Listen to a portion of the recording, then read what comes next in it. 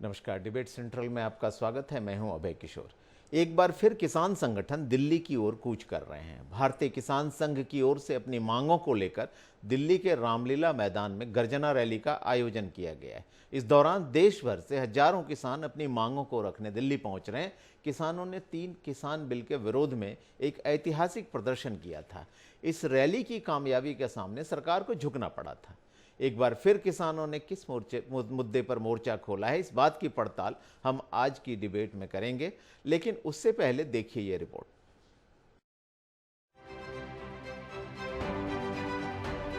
दिल्ली में एक बार फिर देश के कई हिस्सों से किसानों का जमावड़ा हुआ है। दिल्ली के रामलीला मैदान में किसान गर्जना विरोध मार्च का आयोजन किया गया है। विरोध मार्च को लेकर यूपी, पंजाब, हरियाणा समेत देश के कई हिस्सों से किसान दिल्ली पहुंचे हैं। दरअसल किसानों के विभिन्न मुद्दों को लेकर राष्ट्रीय स्वयंसेवक संघ के किसान संगठन भारतीय किसान संघ BKS की ओर से रैली का आयोजन किया गया है। भारतीय किसान संघ की ओर से आयोजित किसान गर्जना विरोध मार्च में शामिल किसान अपनी स्थिति में सुधार के साथ साथ कई और मांगों को लेकर दिल्ली में जमा हुए हैं। कई राज्यों से आए किसान रामलीला मैदान में किसान गर्जना विरोध मार्च में शामिल हैं। भारतीय किसान संघ की मांग है कि केंद्र सरकार कृषि उपज पर GST न लगाए, यानी सभी उपज को केंद्र सरकार GST फ्री कर दे। इसके अलावा किसानों को मिलने वाला PM किसान सम्मान निधि की रकम को खेती में बढ़ रहे लागत के अनुसार बढ़ा दिया जाए। किसानों की मांग है कि अनाज में उन्हें सब्सिडी मिले, साथ ही किसानों को DBT के तहत आर्थिक सहायता भी दी जाए। किसानों की मांग है कि केंद्र सरकार किसान क्रेडिट कार्ड की सीमा बढ़ाए। किसान क्रेडिट कार्ड की सीमा बढ़ाकर 10 लाख रुपए कर दी जाए। अभी किसानों को किसान क्रेडिट कार्ड के तहत 3 लाख रुपए दिए जाते हैं। इसके अलावा भी किसान कई और मांगों के समर्थन में रैली का आयोजन कर रहे हैं। दिल्ली में किसानों के जन समूह को देखकर लग रहा है कि अगर सरकार ने उनकी मांगें नहीं सुनी तो आने वाले समय में यह आंदोलन और भी उग्र हो सकता है। Bureau report, Asian news, Raipur. तो इस मसले पर चर्चा करने के लिए हमारे साथ मेहमानों का एक खास पैनल मौजूद है। स्टूडियो में मेरे साथ मौजूद हैं कांग्रेस नेता रामविलास साहू, साथ ही भाजपा नेता निशिकांत पांडे और किसान नेता पारसनाथ साहू। आप तीनों का बहुत बहुत स्वागत डिबेट सेंट्रल में। निशिकांत जी, आपसे समझना चाहूँगा, RSS से जुड़ा हुआ संगठन है भारत BKS, लेकिन इसके बावजूद केंद्र सरकार के खिलाफ वोट खड़ा हुआ है। कहाँ चूक लगती है आपको? क्यों नाराज हैं किसान आपसे? नहीं, कोई नाराजगी का विषय नहीं है। ये हमारे किसान भाई अपने भविष्य को लेकर चिंतित हैं और कुछ कुछ उनके मसले हैं जो लेके वो आए हैं। जैसे आपने अभी बताया आपके डिबेट न्यूज में कि इनका ये मांग है। इन मांग में सारी मांगे जायज भी हो सकती हैं, लेकिन उसके लिए अभी सरकार ने 29 सदस्यीय एक टीम भी गठित की हुई है आपकी मांगों को लेके। अब आपने जो अभी कहा कि RSS की टीम है, हालांकि हैं तो किसान ही, और किसान के प्रति केंद्र सरकार हमेशा से संवेदनशील रही है। जैसा अभी आपने बताया कि वो समर्थन मूल्य नहीं, जो सरकार दे रही है किसान सम्मान निधि, उसको बढ़ाने की मांग की। इसकी शुरुआत भी हमारे केंद्र सरकार ने की थी। तो जो बातें हैं, इनकी मांग है, उस पर केंद्र सरकार जरूर संवेदनशीलता दिखाएगी और कुछ न कुछ निष्कर्ष निकालेगी। रही बात जो आपने एक बताया कि एक बड़े आंदोलन की तरफ जा रही है, मुझे नहीं लगता ऐसा। हाँ, इसमें कुछ बातें जरूर हैं जो हमारे किसान भाई लेके दिल्ली तक पहुंचे हैं, उस पर सरकार बिल्कुल दिल्ली तक पहुंचे, अपनी मांगों को लेकर पहुंचे हैं। पहुंचने की नौबत क्यों आई, ये भी पूछते हैं। पारसनाथ जी, सरकार किसानों के प्रति संवेदनशील है, किसानों के लिए लगातार करती है कुछ न कुछ, इसके बाद भी किसानों को सड़क पर उतरना पड़ता है। संसद तक, सरकार तक अपनी आवाज़ पहुंचाने के लिए दिल्ली के रामलीला ग्राउंड में पहुंचना पड़ता है। रामलीला ग्राउंड का अपना एक महत्व है। कहते हैं कि वहां से पुकारो तो सीधे जो है नॉर्थ ब्लॉक, साउथ ब्लॉक तक आवाज़ जाती है। तो आखिर अपनी आवाज़ वहाँ क्यों पहुँचानी पड़ी? यह इसलिए हुआ जी कि जब 13 महीने पिछले समय दिल्ली में आंदोलन हुआ जी, तो प्रधानमंत्री कार्यालय से ही संदेश आया हम लोगों को कि अब आंदोलन समाप्त कर दीजिए और आपकी सभी मांगें मान ली जाएगी जी। किंतु उसके बाद कोई मांग पूरा नहीं हुआ। तो इसलिए सभी किसान अभी आंदोलित हुए हैं जी। और जिसमें प्रमुख मांग है, अन्य मांगे तो बिल्कुल ठीक है, सब सहमत है, परंतु इसमें प्रमुख मांग है एमएसपी की कानूनी गारंटी जी। और ये तो हजारों की संख्या में वहाँ प्रदर्शन करके प्रधानमंत्री जी को संदेश देना चाहते हैं, किंतु एमएसपी की मांग दिल्ली में और रायपुर में और देश के सभी कोनों कोनों में ये किसान समझ गए हैं कि हमारी प्रमुख मांग को पूरी किए जाए। क्योंकि देखे हैं अन्य सब्सिडियां मिलती है, प्रधानमंत्री किसान सम्मान निधि मिलता है जो सभी किसानों तक नहीं पहुंच पाता। मेरे ख्याल से आधे किसानों तक पहुंचता है और उसमें बहुत सारे शर्त हैं। तो इसको सरलीकरण करते हुए सभी किसानों को दिया जाए। अगर अन्य सब्सिडी भी देते हैं जिसका भी लाभ नहीं मिल पाता, जैसे फसल बीमा है जी, उसमें पूरा अमला देश में नहीं है और उसका लाभ नहीं मिल पाता, लाभ तो कंपनियों को हो जाता है। इसीलिए हम सभी किसानों की, पूरे देश के सभी किसान संगठनों की प्रमुख मांग है एमएसपी की कानूनी गारंटी, वो भी CT+2। जी बिल्कुल बिल्कुल, एमएसपी की गारंटी ये किसानों की मांग है। जो अभी बात चर्चा हो रही थी रामविलास जी, जो किसानों की भी अगर मांग में कहूँ तो उनका सीधा मानना है कि क्रियान्वयन में खामी है, कहीं ना कहीं उसको लागू करने, इम्प्लीमेंट करने में खामी है। और जैसा कि अभी पारसनाथ जी ने कहा एमएसपी, तो किसानों की बड़ी पुरानी मांग रही है कि एमएसपी का जो पूरा सिस्टम है वो न्याय संगत सिस्टम नहीं है, क्योंकि इसमें जिसको कहते हैं ना कार्यशील पूंजी, उस पर जो ब्याज लग रहा है, जो एग्रीकल्चरल इक्विपमेंट हैं, कृषि उपकरण हैं, उनको किराए पर लेना पड़ता है। इसके अलावा जो किसान ये पूरा प्रबंधन करता है, जोखिम उठाता है, उसकी भी तो उसका भी एक वेतन काउंट होना चाहिए कि भाई उसने जो परिश्रम किया उसका भी मुआवजा होना चाहिए, उसका एक मेहनताना होना चाहिए। तो इन चीज़ों को शामिल नहीं किया गया है। केंद्र की सरकार किसानों के लिए काम कर रही है। 2018 में किसान, पूरे देश के 206 किसान संगठन दिल्ली में जुटे और अभी 4 साल भी नहीं हुए कि उन्हें फिर मैदान में उतरना पड़ रहा है। कारण क्या, आपको क्या लगता है? अभी आप देखिए कि केंद्र में बैठे जी, जो भाजपा के मोदी सरकार द्वारा किसान हित में ऐसा एक भी काम नहीं कर रही। नाम मात्र है कि काम किया जाता है, जैसे बताया किसान सम्मान निधि के तहत 2000 रुपये दिया जाता है, ये पर्याप्त नहीं है आज के डेट में महंगाई के हिसाब से। तो और उसके बाद कृषि उत्पाद के समस्त चीज़ों में जीएसटी जो लागू किया है, ये सरासर न्याय है, किसान हित में नहीं है। अभी विगत पिछले महीना दिसंबर में राष्ट्रीय किसान कांग्रेस के अध्यक्ष आदरणीय सुखपाल जी की खैरा जी के नेतृत्व में ऑल इंडिया किसान कांग्रेस ने आक्रोश प्रदर्शन रामलीला मैदान के माध्यम से किया गया और ये अल्टीमेटम दिया गया कि अगर किसानों की जो जायज मांग है, जो किसान हमारी आंदोलन के तहत 700 किसान जो शहीद हुए थे उनको मुआवजा और एमएसपी लागू करने, बहुत सारे ऐसा शर्त है जो 1 साल भी पूरा होने के बाद भी केंद्र में बैठे मोदी सरकार जो द्वारा ध्यान नहीं दिया जा रहा है।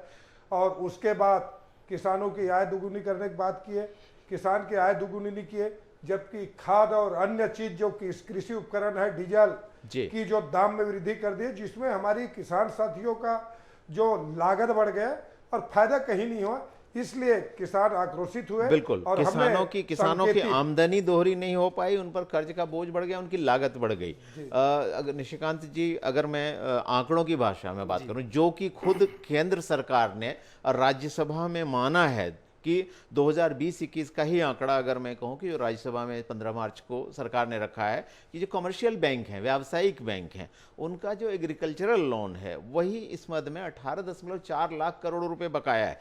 और ये बकाया जो है 6 साल में 53% करीब करीब बढ़ गया है। इसका मतलब है कि किसानों की मंशा पर तो कोई सरकार भी सवाल नहीं करती, न किसी को संदेह है कि वो ऋण लेकर लौटाना नहीं चाहते। क्या ऐसी परिस्थितियां हैं जिसके चलते किसान इस कर्ज को वापस नहीं कर पा रहे हैं? मैं आपको अपने पड़ोसी राज्य की बात करूंगा, तेलंगाना और आंध्र प्रदेश की। तो बाकी देश में जहां किसानों पर उनकी उपज, उनकी आमदनी का 60% कर्ज चुकाने में जाता है, यहां तो 93% तक है। आंध्र प्रदेश में 93% तक की आमदनी वो कर्ज चुकाने में दे देते हैं। कहाँ, इसका क्या मतलब है? इसका सीधा सा मतलब उनको वाजिब दाम नहीं मिल रहा। तो ये चीजें हो क्यों रही हैं? देखिए, मैं अभय जी आपके सवालों का जवाब दूं उससे पहले मैं हमारे कांग्रेस के मित्र ने जो सवाल उठाया, हालांकि मैं उनसे पूछना ये जरूर चाहता हूं कि ये जो चीज़ें हैं जो निकल के आई, ये 2014 के बाद तो निकल के नहीं आई, ये सारे मसले बहुत पहले से आपने पिटारे में बंद करके रखे थे। आपको उस समय संज्ञान नहीं था या उसको किसानों के साथ आपकी हमदर्दी नहीं थी। हमारे मित्र बैठे हैं पारस जी, इन्होंने अपनी बात रखी, बहुत जायज़ है। लेकिन जो किसान किस नैतिकता से मतलब कांग्रेस किस नैतिकता से किसानों के हित की बात कर रही है। अभी उन्होंने कहा कि 2000 रुपये बहुत छोटा रकम है, साल का 6000 रुपये अभय जी किसानों के सम्मान के लिए उनको बहुत सहयोग करता है। एक बात, दूसरी बात किसान बीमा योजना भी है फसल का, तीसरी बात सॉइल हेल्थ कार्ड लेके आए, जमीनों के रख रखाव और उसके नेक्स्ट फसल के लिए उसमें कौन सा फसल होगा वो बताने के लिए। आप कहाँ थे उस समय जब किसानों के हित की बात हो रही थी? तो आज जब हम लोग मतलब 21वीं सदी में अगर ये बात कर रहे हैं तो इसका पूरा क्रियाकलाप आपने पढ़ा और लिखा और गढ़ा है। आप उस पर हमसे सवाल पूछ रहे हैं, ठीक है आज हमारी केंद्र में सरकार है, लेकिन हम तो 7 ही साल 8 साल से हैं। इनकी मांग कब से थी? आप याद कीजिए अभय जी, OROP पे इन लोग कब तक फाइल दबा के बैठे थे? इनकी कोई मनसा ही नहीं थी, ना किसान की, ना जवान की, ना किसी की। लेकिन आज जब केंद्र सरकार सहूलियत से, आपको अभी जी एक चीज बताता हूँ मैं, अभी जिस शांति प्रकाश मतलब पिछले साल जो आंदोलन चला था, 1 साल 1.5 साल चला था जी, रामलीला मैदान में रामदेव बाबा 2 महीना आंदोलन किए थे, 1.5 महीना। रात्रि को लाठी मार के भगा दिया गया। एक किसान पे किसी ने एक लाठी भी चलाई है? नहीं चलाई। आपके सारे किसानों का सम्मान, देश के वो किसान थे उनका सम्मान किया गया। आखिर में बिल को वापस भी लिया गया। आपके साथ बैठने को तैयार है केंद्र सरकार। केंद्र सरकार ने 29 सदस्यीय समिति बनाई है, उसमें संयुक्त किसान मोर्चा के लोग भी 3 लोगों को वहाँ उसमें डालना है। आपकी बात रखी जा रही है, सुनी जा रही है, लेकिन आप ये बोलेंगे कि नहीं भाजपा ने ये सारा किया है। ऐसा नहीं है, ये 7 दशक के आपके क्रियाकलाप हैं जिसको हम लोग रामविलास जी आपको इसका जवाब देना चाहिए कि एमएसपी पर जो स्वामीनाथन कमेटी की रिपोर्ट थी, कई साल तक जब केंद्र में आपकी सरकार थी तो आप उसको दबाए बैठे रहे, आपने उसको लागू करने की कोई जल्दबाजी नहीं दिखाई। तो किसानों के हित की बात करते हुए किसानों के ये जो हित के निर्णय थे, जो सुझाव थे, उसको आपने इतने दिनों तक दबाया, तो आज आप कैसे नैतिक अधिकार रखते हैं किसानों की बात करने का? जब कांग्रेस के सरकार द्वारा यही बिल लागू जब करने वाले थे तो भारतीय जनता पार्टी के लोग विरोध करके उसको दबाने काम किया था। कभी नहीं बोला था कि एमएसपी लागू करना है, न विपक्ष की भूमिका निभाए थे। आज ये बात करते हैं कि जब इनकी सरकार हो तो कांग्रेस के पल्ले में झाड़ने की बात होती। ये लोग तो किसान हितैषी तो अभी तो करें, वर्तमान में इनकी सरकार है। पुरानी बातों को बोलकर अपनी जो इसमें करनी में पर्दा डालने काम करें। हम तो चाह रहे, अभी तो सरकार है, अभी तो जो आपने वादा किया, घोषणा की, ये तो जारी करिए और इस विषय में कोई बात ही नहीं करते। कुल मिला के गोल मोल करके किसानों को जो क्षति और नुकसान, हम तो मांग किए थे किसानों को जो है आप इसमें बढ़ोतरी नहीं कर रहे हो, आय में बढ़ोतरी नहीं कर रहे हो, तो जो पीड़ित किसान है उनकी कर्ज माफ करो। तो किसानों की कर्ज माफ नहीं करते, उद्योगपति जो किसान आपका बैंक का लोन नहीं पटाते, कर्जा नहीं पटाते, उनकी माफ करते कर्ज। करोड़ों रुपए कर्ज माफ किए उद्योगपतियों को। कुछ उद्योगपति के फायदा पहुंचाने के लिए किसानों को प्रताड़ित किया जाता है भारतीय जनता पार्टी की सरकार द्वारा। चलिए एक दूसरे पर आरोप प्रत्यारोप है। पारसनाथ जी, जो मुद्दे हैं वो इसी बीच में कहीं खो जाते हैं। जब बात भाजपा की आती है तो वो 70 साल के साथ कांग्रेस शासनकाल का हवाला देती है। जब कांग्रेस की बात आती है तो बीजेपी की मौजूदा सरकार की बात करती है। मैं आपसे अनुरोध करूंगा कि फ़ोन आप अपना या तो बंद कर दें या स्विच ऑफ कर दें। पारसनाथ जी, इस सब के बीच में किसानों का जो मूल मुद्दा है वो कहीं ना कहीं खो जाता है।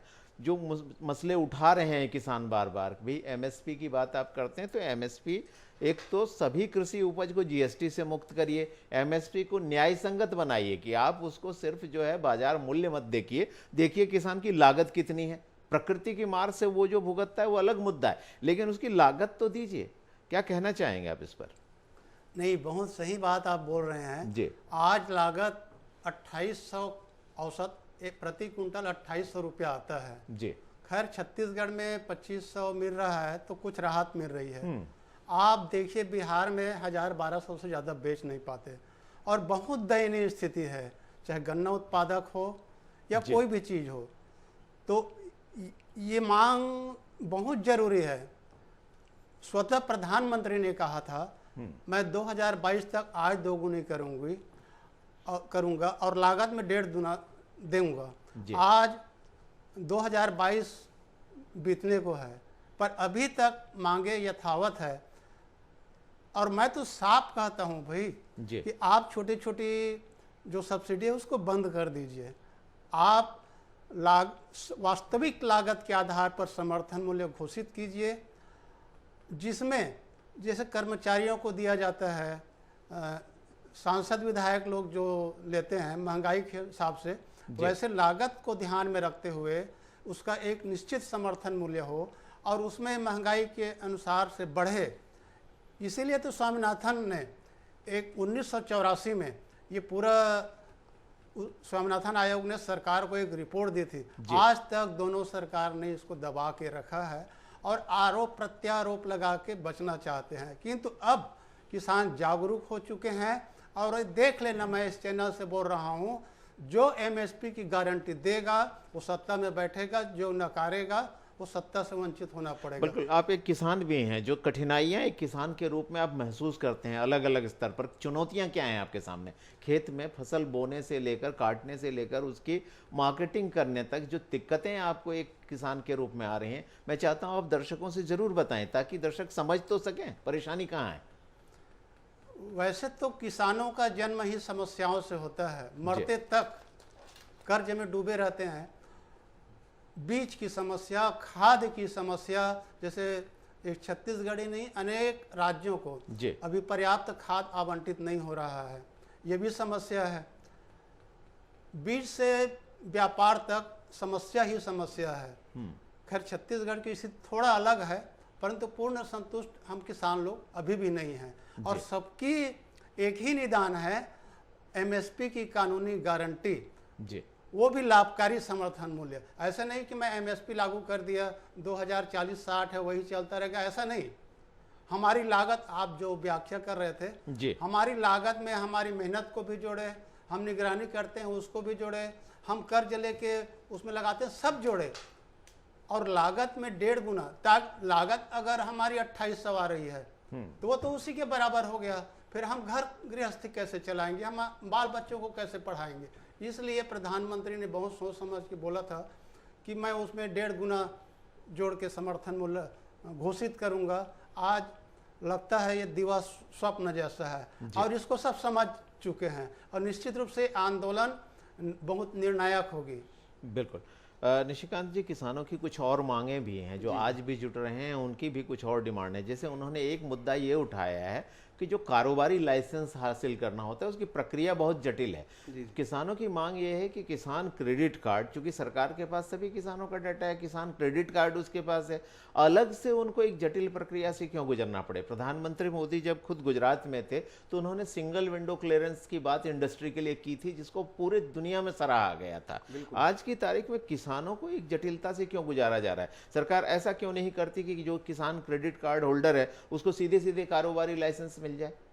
बिल्कुल, आपने जो प्रश्न उठाया बहुत वाजिब है और इस पे केंद्र सरकार भरसक प्रयास भी कर रही है। और ये जो समिति बनाई गई है इन्हीं सारे विषयों को लेके बनाई गई है। ये जो किसान, हमारे किसान भाई हैं जो हमें अन्न उपजा के देते हैं, भगवान तुल्य भी हैं, इनकी सारी समस्याओं को समझते हुए समाधान करने का प्रतिबद्धता जो है केंद्र सरकार में है और करके दिखाएगी। लेकिन जो आपके डिमांड है, जो आपके डिमांड हर राज्य से, जैसे अभी हमारे पारस जी ने बताया कि हमारे यहाँ छत्तीसगढ़ में 2500 रुपया और बिहार में 1200 रुपये, ये सब एक मूल विषय है और मूल समस्या भी है। समस्या के जड़ में ये सारी चीज़ें हैं और इसके सारे क्रियाकलाप के पीछे हमारी पूर्ववर्ती की सरकार जो थी कांग्रेस की, उनके सारे ऐसे निर्णय थे। लेकिन आज किसान के प्रति, जवान के प्रति केंद्र सरकार पूरा प्रतिबद्धता के साथ काम कर रही है और वो दिख भी रहा है। 6000 रुपया जो हमने बताया आपको किसान सम्मान निधि दी जा रही है। पारसनाथ जी इसका जवाब देना चाहते हैं। पारसनाथ जी, कहाँ मिल रहा है?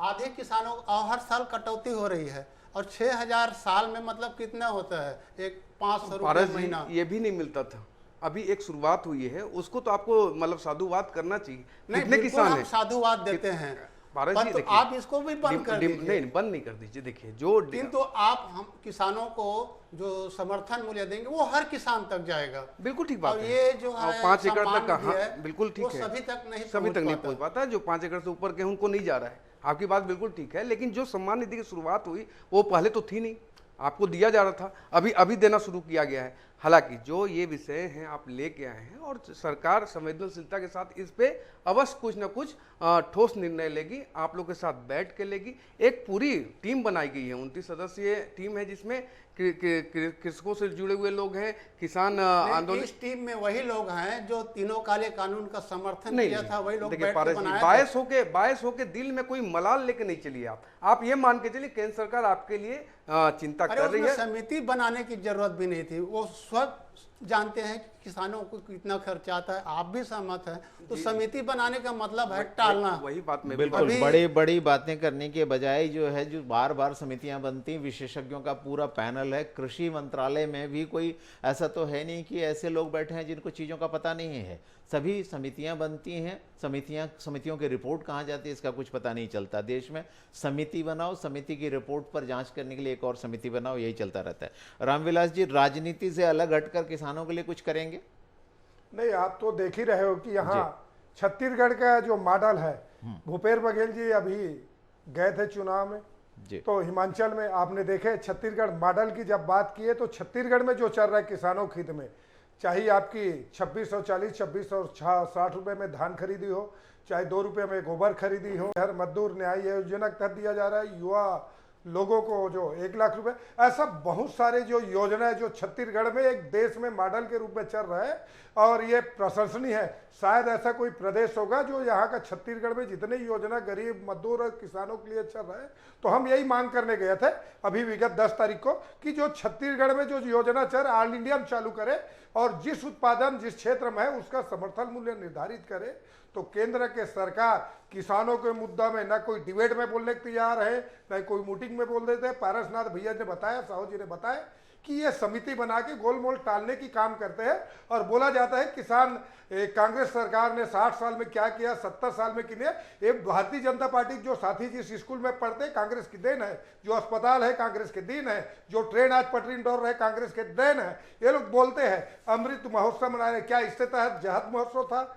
ये मतलब कुल मिला के कोई मुद्दा और धर्म से आधारित बातों को लेके किसान और गरीब मजदूर को गुमराह करके धर्म की आधारित राजनीति गुमराह कर रहे हैं, धर्म की राजनीति कर रहे हैं, किसानों पर ध्यान नहीं दे रहे। निशिकांत जी बताइए, उल्टा चोर कोतवाल को डांटते, धर्म आधारित राजनीति हम करते, बंटवारा इन्होंने किया। ताज्जुब की बात है, खैर उनका अलग विषय है जी। हमारे कांग्रेस के मित्र बता रहे थे कि मतलब कांग्रेस पार्टी छत्तीसगढ़ का मॉडल जो है ना हिमाचल में बेच आई, लेकिन उत्तर प्रदेश में नहीं बिका, आसाम में नहीं बिका, उत्तराखंड में नहीं बिका, गुजरात में नहीं बिका, लेकिन हिमाचल में बेच के आ गया। भाई साहब एक चीज़ बताओ, जब इतना ही अच्छा मॉडल था तो बाकी राज्यों में क्यों नहीं बिका? सवाल ये है बॉस कि जो चीज़ें आप मतलब जो हमको आपने विरासत में दी है उसको हम ठीक करने की कोशिश कर रहे हैं। आपने जो सरकारें चलाई और जिस तरीके से चलाई, आपने किसी वर्ग का फायदा ना किया तुष्टीकरण के अलावा। तुष्टीकरण करना आपका एक मुख्य विषय था, मूल विषय था। किसान आपके कभी प्रायोरिटी में था नहीं, जवान आपके कभी प्रायोरिटी में था। तो आप जो आज बात कर रहे हैं ना, ये बात आपको अपने पार्टी के बीच में ना पहले उठाना था। रही बात छत्तीसगढ़ प्रदेश की, तो श्रीमान आप मुझे सिर्फ इतना बताइए कि 2500 रुपये में केंद्र सरकार कितना पैसा दे रही है और राज्य सरकार कितना पैसा दे रही है, ये अभी टीवी के माध्यम से बताइए जनता को। नहीं, मैं ये जो है 26 मैं बोल रहा हूँ आप नहीं, मैं पूछ रहा हूँ अन्य प्रदेश में लागू करा दीजिए। केंद्र की आपसे मैं सरकार एक को सवाल हाथ पूछ तो रहा हूँ। मैं तो एक ही बात बोल रहा हूँ, अन्य प्रदेश में इसको तो लागू कितना करा पैसा दीजिए। 2500 में केंद्र सरकार दे रही है और कितना राज्य अरे सरकार दे रही मैं है? तो ये बोल रहा हूँ, ये नाखून जो कटा के बोल शहीद होने वाली बात मत करो। छत्तीसगढ़ में जो दे रहे हैं नाखून कटा के अन्य शहीद प्रदेश में नाखून कटा के शहीद होने वाली बात बिल्कुल नहीं अन्य कीजिए। प्रदेश, अरे जो छत्तीसगढ़ में अन्य प्रदेश में तो लागू कर आपका रहा संरक्षण हूँ, ये तो चाहिए। बता दो। आपका संरक्षण चाहिए। जी जी जी देखिए, सीधी सी बात है कि मुद्दा तो है किसने कितना दिया, ये जो बात कही जा रही है। मैं चाहता हूं कि आप जवाब दे दें, लेकिन फिर भी ये कोई खैरात नहीं है। अगर राज्यों को कोई हिस्सा दिया जाता है तो वो खैरात उनको नहीं है, खैरात लेकिन नहीं उसका है। ढिंडोरा ये अकेला पीटते हैं कि हमने किया। जी चलिए, हमने किया। पारसनाथ जी, इस पूरे भीड़ में मुद्दा आपका खो जाता है। एक और बड़ा मुद्दा है कि जो ग्रामीण कृषि बाजार में 22,000 हाट डेवलप करने की बात की जा रही, किसानों ने ये मुद्दा भी उठाया है। ये कितना महत्वपूर्ण है, आपकी राय जानना चाहूंगा। कौन सी सर? जो ग्रामीण कृषि बाजार हैं उसमें 22,000 हाट डेवलप करने की मांग किसान कर रहे हैं। तो हाट बनाए जाएं ताकि उनकी जो सामग्री, जो उत्पाद होता है, उसकी खरीद की व्यवस्था सुनिश्चित की जा सके। इस बारे में आपकी क्या राय है? नहीं, खरीदी की अनेक व्यवस्थाएं हो सकती है जी, किंतु वो वहीं आके अटकेगी। चाहे फल हो, सब्जी हो, जी, वो तो गांव के हाट में बिकता है, मंडी में जाके बिकता है, व्यापारी भी आके ले जाते हैं। ये छोटे छोटे मुद्दा एक प्रकार के भ्रमित करने वाली बात है। अच्छी बात है, अगर कोई अच्छा स्कीम लाया हो कोई प्लान के तहत तो ये मिलनी चाहिए। जैसे रायपुर में सुना था कि स्मार्ट कुछ जी, सी मार्ट की बात हाँ, हो रही है। सी जी, मार्ट सी वगैरह मार्ट की। इस टाइप के हो सकते हैं। और अच्छा है, कोई भी सरकार हो, किसी भी पार्टी की हो, किसानों के हित में काम चलिए, करे। किसान जो है आशान्वित हैं कि सरकारें जो है उनकी मूल समस्याओं पर ध्यान देंगी। मुद्दा बहुत नाजुक है और इसका कोई रातों रात समाधान संभव भी नहीं है, लेकिन ये चिंतनीय है कि देश के किसानों को बार बार अपनी आवाज़ कहने के लिए दिल्ली का रुख करना पड़ता है या सड़क पर उतरना पड़ता है। बहरहाल, आप तीनों इस चर्चा में शामिल हुए, इसके लिए आपका बहुत बहुत धन्यवाद। तो डिबेट सेंट्रल के इस हिस्से में हम बात कर रहे थे किसानों की, किसानों के हित की, उनके मुद्दों की, जो उनकी पुरानी मांग है कि एमएसपी जो तय की जाती है उसको न्याय संगत बनाया जाए, उसमें उनकी लागत, कर्ज, ब्याज, उनका परिश्रम सब जोड़ा जाए। और अगर देश में कर्मचारियों को महंगाई भत्ता दिया जा सकता है तो महंगाई होने पर किसान उससे वंचित क्यों रह जाते। प्रोसेस्ड होने के बाद 25 रुपये का कोई प्रोडक्ट, एग्रो प्रोडक्ट होता है, अगर वो 150 रुपये किलो बिक सकता है तो उसका लाभ किसानों को भी मिले, ये मूल मुद्दा है। अभी बहुत छोटे से ब्रेक के लिए रुकते हैं, ब्रेक के बाद लौटेंगे तो एक और महत्वपूर्ण मसले पर चर्चा करेंगे, कहीं जाइएगा मत।